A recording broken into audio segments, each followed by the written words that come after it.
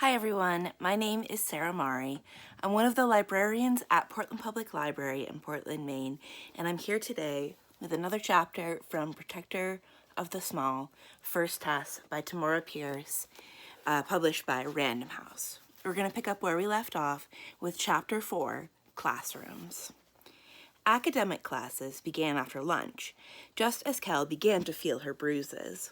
Her first two classes, reading and writing, and then mathematics, were taught by shaven-headed Mithrin priests in bright orange robes. Not long after the Pages' arrival, the teachers put them to work on their first written lesson of the year. History and Law of the Realm, Neil murmured as they walked into their third class. You'll like this. He slapped a desk next to his. Sit here. Sir Miles doesn't care where we put ourselves. Sir Miles? She asked. Sir Miles, Baron of Alouds, our teacher in history and law, Neil explained. Why do you ask? She ran her finger over a scratch in her desktop. He's the lioness's father, she told him shyly. Seeing him would be almost as good as meeting Lady Alana herself. Adopted father, actually, Neil said as a small, chubby man entered the room. He was long-haired and bearded, dressed in a dark blue tunic over a dark gray linen shirt and gray hose. His green-brown eyes were sharp as he looked over the pages. Here we are, trembling on the brink of a new year. Sir Miles ambled up to the front of the room and leaned against the wall. I'm pleased to see that no one swung his scythe too hard and cut off his own head, but not for lack of trying, joked the red-headed Cleon. The knight raised his gracefully curved brows. You did not have to say that, he said mildly. You would not be worthy to be a page if you were not always trying something. He perched on a tall stool. Well, he said companionably, we've had quite a year. Will someone explain why calling the recent deluge of battles the Immortals' War is misleading? Your Highness? Prince Roald ducked his head, but replied in a clear voice. Because immortals, Stormwinds, Spiderins, and Ogres were in the fight, but they were just allies to the Scanrans, Copper Islanders, and Carthaki renegades. They weren't the leaders.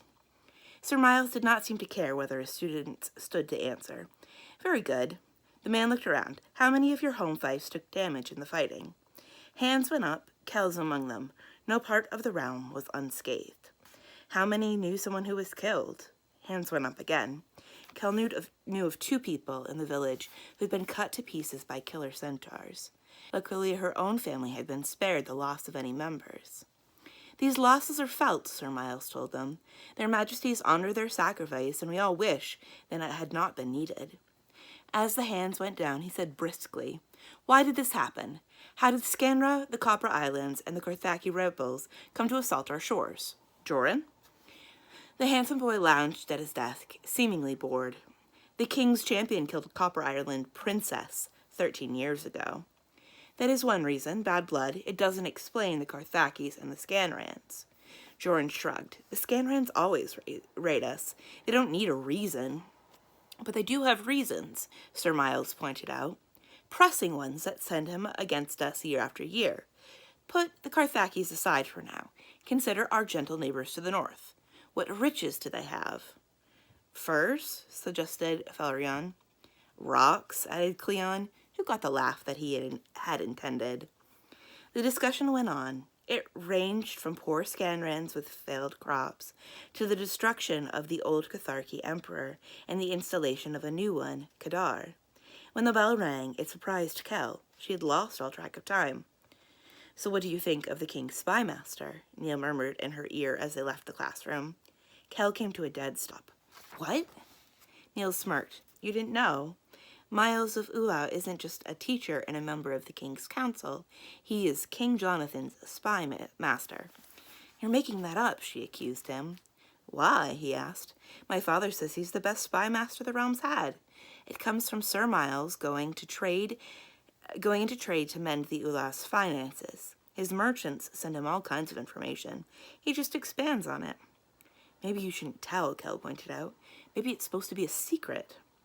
Neil shrugged. It's not talked of openly, but it's no secret. What's secret is who's his second in command, the one who does all the legwork. He steered her into yet another classroom. Kel came to a full stop again. All thought of spies and secrets evaporated from her mind. One entire wall of this classroom was filled with windows. 2 walls were lined with shelves of glass containers, which enclosed plants, water, food dishes, even animals or fish. Kel was glad to see the other first-year pages seemed as amazed as she. "Go ahead, look closer," Neil says. "Master Lindhall likes us to take an interest in the animals." A small turtle was trying to bite Kel's index finger through grass when something white and clicky landed on her outstretched arm. It was a kind of living skeleton, a creature of bone and air. It had flown to perch on her, yet its wings were empty, slender fans made of very long finger bones. It gripped her arm with fossil claws. It tilted its long, pointed skull back and forth, as if it were looking her over. Leaning over, the thing chattered its jaws at her. Then it bit her nose so gently that she felt only the barest pressure of its teeth. "Bone!" A man strode over, brushing silvery blonde hair from his eyes. "You must excuse Bone Dancer," he told Cal in a soft and breathy voice. "There was no such thing as manners when he was alive, so he thinks he need not learn them now." Bone Dancer looked at him and clattered his jaws. Cal looked at the skeleton and then at the man. He was nearly a foot taller than she, tanned and weather, with broad cheeks and pale blue eyes. "I don't understand." The man smiled. A mage was briefly granted the power to raise the dead last year. Bone Dancer was one of the things that she brought back to life. He was a fossil then, and a fossil he remains. He's just rather more lively than most fossils. It sounded like an explanation, but Kel was not sure that she understood. "I'll ask Neil," she told herself. "Thank you, sir," she told the man politely. "I'm Lindhall Reed," he said to her and to the other first years. "I'm one of your teachers in the study of plants and animals. Have a seat, you new ones. As for everyone else, who has brought me a plant from home?" he asked. The older pages and Neil reached into their belt purses to draw out leaves and stems wrapped in parchment. Kel took a desk near the irritable turtle and waited for her head to stop spinning. She was positive that none of her brothers had mentioned flying skeletons when they talked about their studies. After Master Reed's class, those who possessed a magical gift went to study magecraft. Kel and the magicless pages had a class with Taka, the basilisk. "For those of you who are new to the palace," the tall immortal began, "you should know that the king has decreed that those pages and squires without magic must learn to cope with magical things. You will have several teachers in this area. I will instruct you in the ways of the immortals, of which I am one." He bent down until his large eyes gazed almost directly into Esmond of Nicoline's. "And immortals are?" he inquired. "Monsters," replied the boy. He gasped, panic. Beg pardon, not monsters, of course not." He fell silent as the basilisk laid a paw gently on his shoulder. "Beings from the divine realms, who may live forever unless they are killed in some way," Seaver said quietly. "Very good," replied Taka.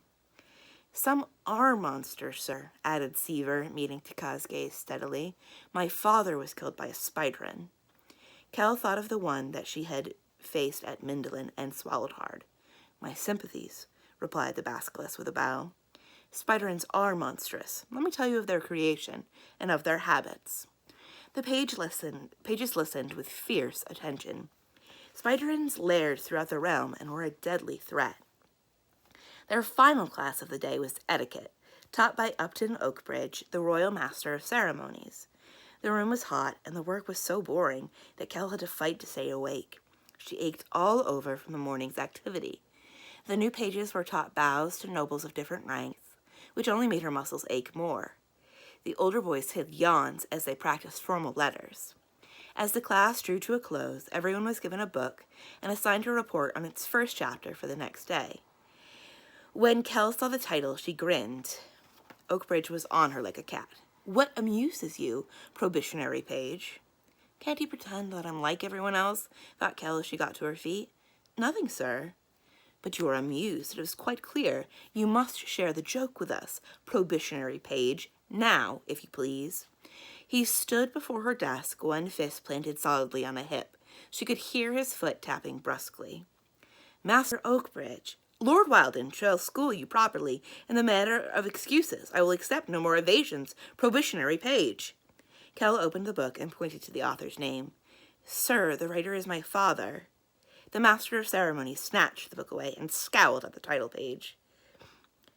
What of that? A child does not have all of his father's knowledge, he demanded. All of her father's knowledge, thought Kell irritably. Excuse me, Master Oakbridge, Neil said in his friendliest voice. But Kell doesn't have all of her father's knowledge, not his. Dropping her blank Yamani mask face, Kell glared at him. Oakbridge also glared at Neil. The majority of you are lads. Proper usage calls for male pronouns when males are part of the group. Except you addressed Kell alone, which demands the exact term. Kell clenched her hands behind her, where Master Oakbridge could not see them. She promised herself that from now on she would try to sit as close to Neil as possible. She could not kick someone who was 8 chairs away. Oakbridge gave Neil a look that would have stripped paint and then turned back to Kell. You have not answered me, he said. Have you all your father's knowledge? You are but a child.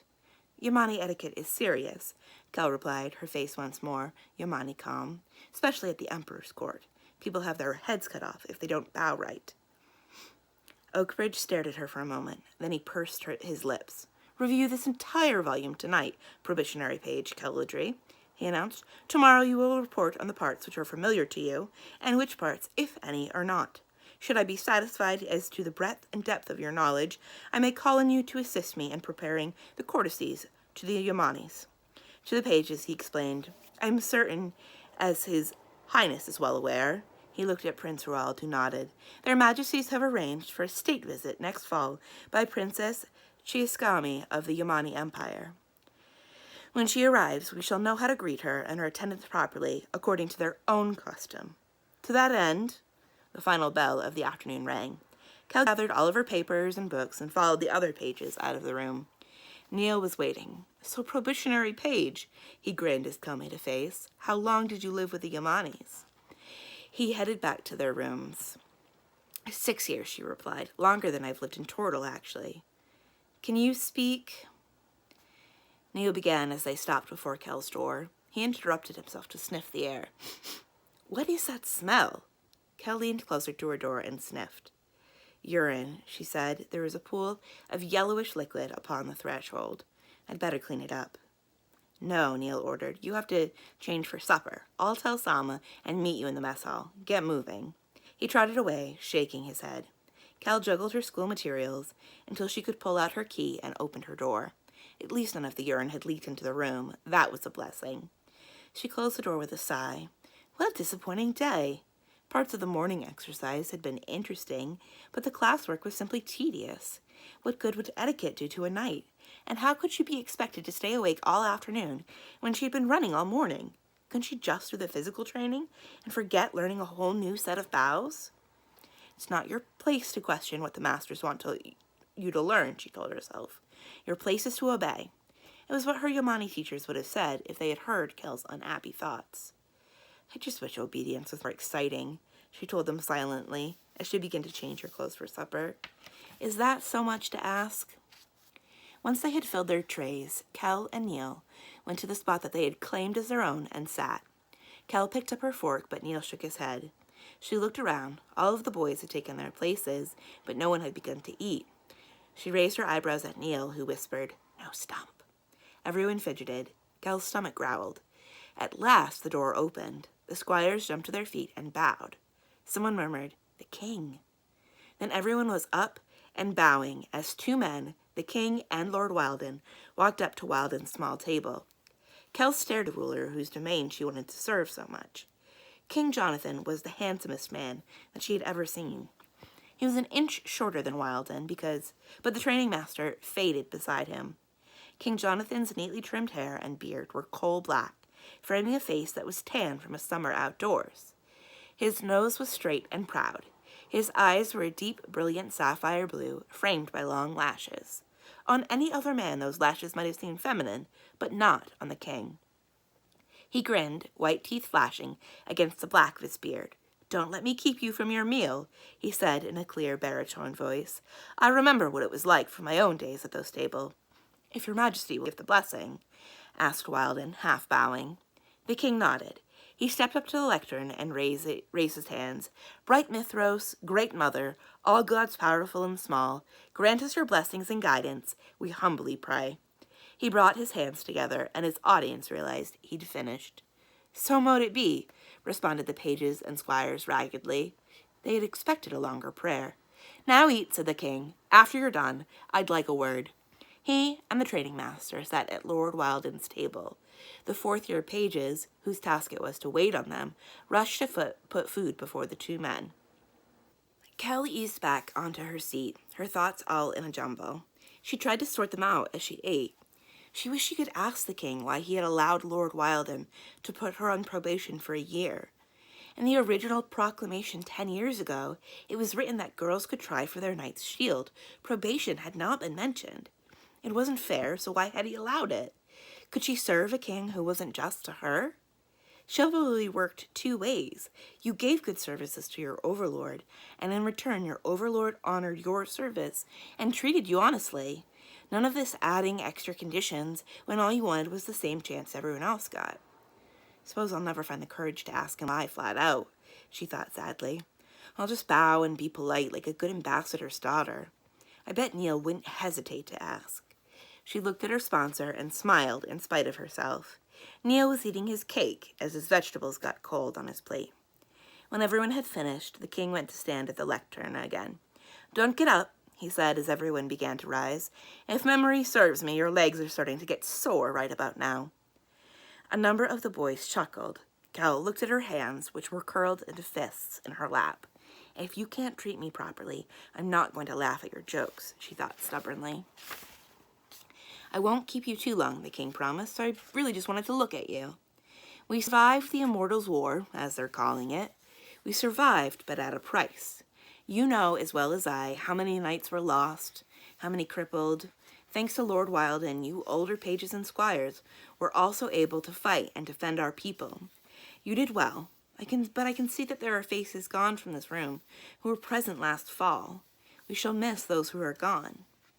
Our enemies tried to destroy us. They failed, but we are hurt. Inside these walls, I can tell you, we are hurt. Our healing will be the work of years." No one spoke. No one moved. "Most importantly," he continued, speaking as he might to his closest friends, "it is the work of your years, your studies, your bruises, your saddle sores, your nights spent doing mathematics and history and map-making, your mastery of the arts of war and of the laws of the realm." King Jonathan paused for a moment, his eyes exploring their faces. Looking at him, Kel thought grudgingly, "All right, he hasn't been fair, and he hasn't made Lord Wilden treat me like the boys, but he's right about the work. I'll show them. I'll show him and Lord Wilden that I'm as good for that work as anyone else. Like the Emperor's chosen warriors, I will be an example. They'll be sorry they ever treated me unjustly. Each one of you here is a gem, all the more precious because we lost so many. Combined, you are the treasure of the kingdom. Treat yourselves as such. Work hard, study hard, and know your value. Guard your strength, make it grow. Build your stores of learning. Do it not for yourselves or your teachers or your monarchs. Do it for the kingdom. Do it for us all." He looked them over one last time, nodded briskly, and then strode out of the hall. He was gone before any of them remembered to bow. As unhappy as her thoughts had been, Kel still had to remember to take a breath once the king had left the room. His presence was even stronger than the Emperor's had been. She could see how people might fight and die for him, how he could stir such fierce loyalty in calm and level-headed men like her own father. Just a look around the room showed her boys who were still caught up and breathless after what he'd said. Even Neil, who seemed so world-weary, looked eager. When he realized her eyes were on him, he smiled. "Isn't this a great time to be alive?" he asked. "Stormwings and spider-ins to fight, beings from legends arrayed in our sides, people in need of protection, and us being prepared to do it. Nothing happens in King Ruold's time, and everything is happening now. We'll be sung about. Our names will be passed on to our descendants." "It's going to take a lot of work, that's for certain," she replied with a shrug. Neil propped his chin up on one hand and gazed at her. "You aren't a bit romantic, are you?" he asked amused. She sat back and stared at him. She was beginning to think that Neil required a keeper. He seemed to have the craziest ideas. Romance? Isn't that love stuff? She asked finally. It's more than just love. It's color and fire. You don't want things magnificent and filled with grandeur, he said, trying to make her understand. You know, drama, importance, transcendent passion. I just want to be a knight, Kel retorted, putting her used tableware on her tray. Eat your vegetables. They're good for you. When she returned to her room, Kel found a small package on her desk. She looked it over. It was wrapped in canvas and addressed to her. The writing was ornate yet readable, like the style that market scribes used. The twine and canvas were both cheap quality, available to anyone with a few coppers to spend. She drew her belt knife to cut the twine, sawing until the cord parted. Kel put the blade down with a sigh. She would have to sharpen it yet again. It got dull very quickly. She hadn't thought to ask her parents for a new one before she'd left home. Opening the canvas wrap, she found a plain wooden box inside. Shaking her head, she didn't like mysteries of any kind. Kel opened the box. Inside, she found a sheathed belt knife. Like the box, the sheath was plain, made of the same kind of black leather that wrapped the hilt. The blade itself was a very different matter. It was steel as fine as anything that came out of the Yamani Islands, so sharp it would slice a hair. Kel knew because the very first thing she did was pluck one from her head and draw it lightly over the edge. Underneath the knife was a small leather bag with a whetstone. Like the sheath and box, the bag was ordinary. The stone was high-quality goods. It would put an edge on even her old knife that would hold. Inside the bag was a parchment tag. Written on it in that same common lettering was Goddess Bless. Gal had to sit on the bed. Who would send her such a fine gift? Anyone in her family would include a proper note. He was friendly, but she couldn't see him spending this kind of money on her. She couldn't see anyone doing it. She thought it over until the first after-supper bell rang. She had classwork, and Neil had invited her to study with him. Fretting over the identity of the gift-giver would not be much of a use for now. She removed her own old knife and clipped the new one to her belt, smoothing it with careful fingers before she gathered her books. The gift had come the first day of real classes, which told her something that there was one thing she could be sure of. Someone wished her well. Kel smiled. Somebody wanted the probationary page to succeed. That's where we're going to end today. We'll pick up tomorrow with Chapter 5, Kel Backs Away. My name is Sarah Mari. I'm one of the librarians at Portland Public Library in Portland, Maine. We've been reading the first book of the Protector of the Small series, First Test, by Tamora Pierce, published by RandomHouse. Thank you for listening, and I hope to see you again soon. Bye.